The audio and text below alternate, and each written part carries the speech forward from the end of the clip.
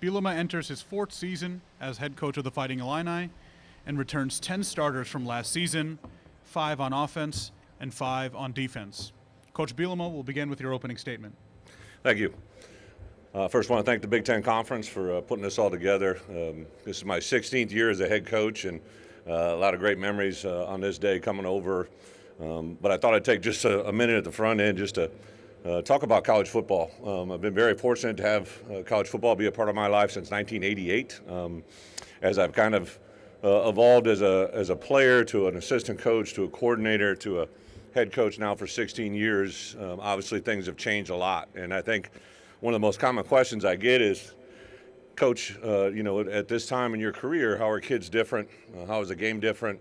And there are so many things that factor into that, but one of the obviously constants is just the competitive nature, the environment, the things that make college football so special. And I think to be a head coach right now in 2024 is such a special time. I think a lot of people want to dwell on things or think about things in a negative light. I think perspective is everything, right? And there isn't a more exciting time for me in my life than to be the head coach at the University of Illinois in 2024, to have the conference, the expansion, the schedule, the world of college athletics with the portal, the NIL, the expansion in the coaching roles, duties, and responsibilities. It just literally became a reality here in the last month. I just can't express how awesome it is to have this job and to be in this opportunity and to make it be very, very special every day when I walk in that building, how awesome it is. I think college football, because of the way society is today, the players that we're able to recruit from coast to coast, not just traditional high school players anymore, but now because of the portal, you're literally, I know in the month of December, my first day I flew to Albuquerque, New Mexico, never been there before. I was going after a tackle that was in the portal from New Mexico, and I thought about that, right? And then I flew later that day to the East Coast to recruit a defensive lineman that we're pursuing, and just a different perspective, but the same thing, right? We're pursuing young men that we want to have in our program, be a part of a special place and to be a part of something special. That hasn't changed. In our conference, right, in the Big Ten Conference, I think about first coming here and sitting in meetings, and I started with Jim Delaney as a commissioner, who obviously on the forefront of a lot of different topics, different issues, to sit in meetings with him and learn and see his view and to see that environment was pretty special. Then I transitioned to the SEC, and I'll never forget the first meeting I sat in with Mike Slive at the front of the room, and to hear a commissioner lead the meetings the way he did. He had a big old cigar in his mouth, called us all on a first-name basis, and just a different type of leadership, but obviously someone that was very, very talented. And then that transition to Greg Sankey, and was able to be around Sankey several years as a head coach, and to see the way he leaded and obviously still leads today. Came to the conference, and Kevin Warren was here, and a little bit different time because it was on the beginning cusp of COVID and all the things that were going on was around Kevin, but then obviously the transition now to Tony Petitti, and you just heard his words. For me as a head coach, I've been through 5 different commissioners, and to see the leadership that he brings, to see the vision that he brings. I remember the very first Zoom call we ever had. We talked about the idea of technology, coach to player, and tablets on the sidelines. And I remember him taking note of that, calling me afterwards, and then was really the champion to get that through right now. And I think today, in today's world of college football, like that's kind of a different storyline because no one's really talking about it. But I think the addition of technology in college football this fall is going to be huge. So I just immediately saw the impact that Tony can have, not just for our conference, but our program and for football in general. So really, really excited for our conference. I know a lot of people have different views on expansion. For me as a head coach, I'm looking at a schedule this year where I play a game on the East Coast against Rutgers and Penn State, and then we play a game on the West Coast against Oregon. We play a game in the middle of our stadium in Memorial Stadium against Michigan, and a 100-year anniversary game that is very, very special to have those type of games on our schedule. Not only great for our players, but for our fans. Just a really neat time to have an environment such as this in the conference. Josh Whitman over there to sit as a active head coach, to have an AD that played the game, that understands it and understands where we're coming from. 2-time academic All-American, that doesn't just happen by chance. He played in the NFL. The leadership that he brings our university, Department of Intercollegiate Athletics on the daily is just absolutely awesome to be a part of this conference, and particularly at the University of Illinois.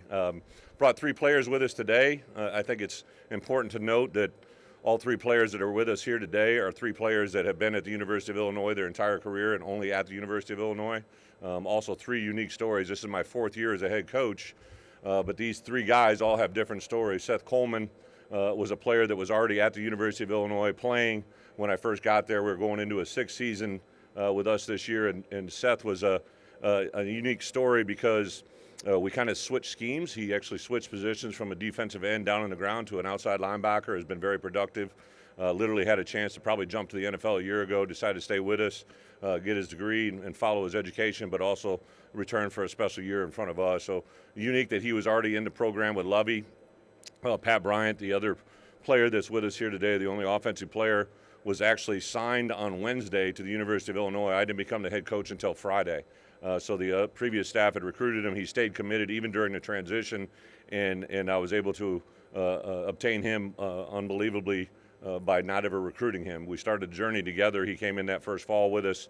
Has been a solid player for 3 years, joined us his 4th year.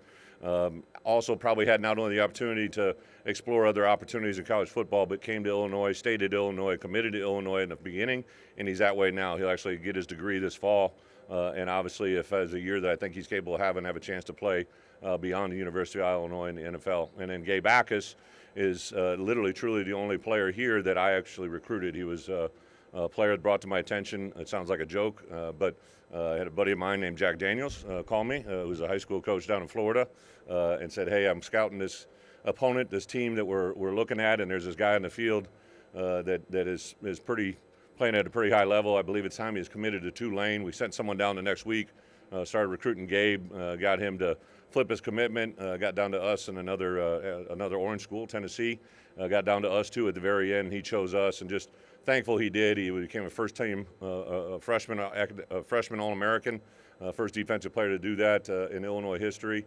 Has been with us the last 2 years, and going into his 3rd year has set himself in a position I think very special. So I think everything gets talked about in this world about NIL. None of these guys were promised or given anything until obviously the rule change here the last year or two, but these guys chose Illinois because of Illinois, and I think it stands for what they represent. So excited to have them with us, excited about our team.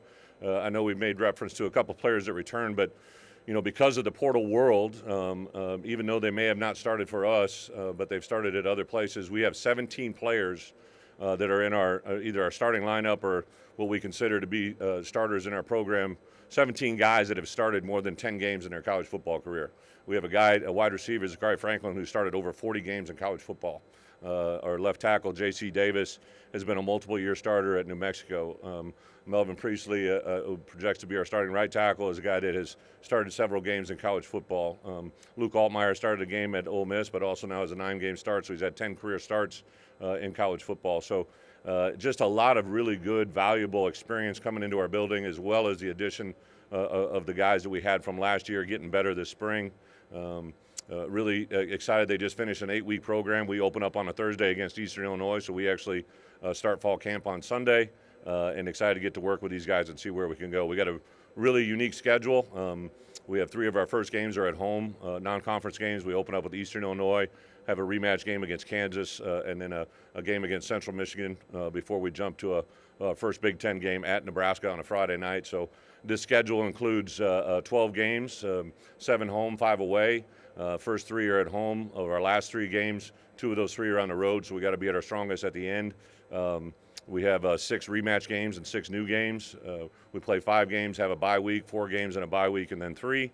A lot of different ways to look at it, but super excited the way this thing lays out. Got a Thursday game, a Friday game, and 10 Saturday games, so a little bit of everything, which is college football right now, and I think our guys are excited for it. So with that, I'll open it up for some easy questions. Thank you, Coach. On your right. Hi, Will Decker, LA Football Network. Coach, you have had a loaded secondary since you've been here for Illinois, and this year appears to be no different. Xavier and Miles Scott coming back as your safety duo. Can you talk about what they mean to your defense, and also talk to me about Terrence Brooks, the Texas transfer coming to Illinois, and what he's going to mean to your defensive? Yeah, great question. Obviously, 2 years ago, we had 3 players drafted in the top 3 rounds out of the secondary, so I knew we had some people to replace there. Unfortunately, last year was hit a little bit by injury. Matt Bailey, who we had factored into our playing lineup, literally played one snap of college football last year and had an injury that cost him his entire season. Xavier Scott tore his ACL during the course of the year. So two of our main secondary players, in addition to the three we lost, were lost for the season. But I was super excited. Miles Scott transitioned from wide receiver to safety. He had a game-changing play in his first game as a starter against Toledo that returned for a pick six. He got better every year. He just looks like a DB now. Just super excited about Miles Scott and Xavier Scott. On the corner, a guy that hasn't gotten a lot of outside pub, but a guy that last spring and this winter and this summer has had as good a time is Tyler Strain. He's a guy that's played a lot of football for us. He's kind of taken a step in the right direction. Super pumped to see exactly where he goes and where he's at. And then you mentioned Terrence Brooks, a guy that started, I believe, almost 20 games at Texas on a college football playoff team. A guy that when we saw him get in the portal, we contacted. It was really cool to. Everybody's got recruiting stories. I can literally sit here and go through them all.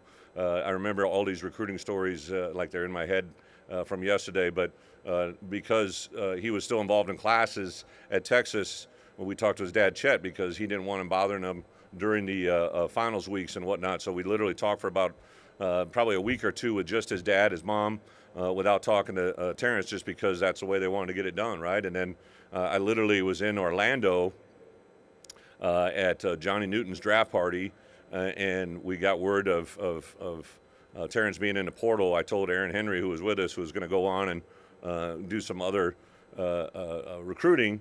I said, no, you're hopping on a plane and going to Dallas, and I want you to meet his mom and dad, even if he's not there. So we literally set the precedence there about how much of a priority he was for us. He's been a great addition in the locker room. Been a guy that's going to just focused on where he is. Also had another guy, Torrey Cox, who has started over 20 games in college football, join us as well. So young players, Mac Rasetich, a couple of young corners. Super excited to see that room get to work. Coach Bielema, thank you so much for your time. That's it. Beautiful. You guys are great.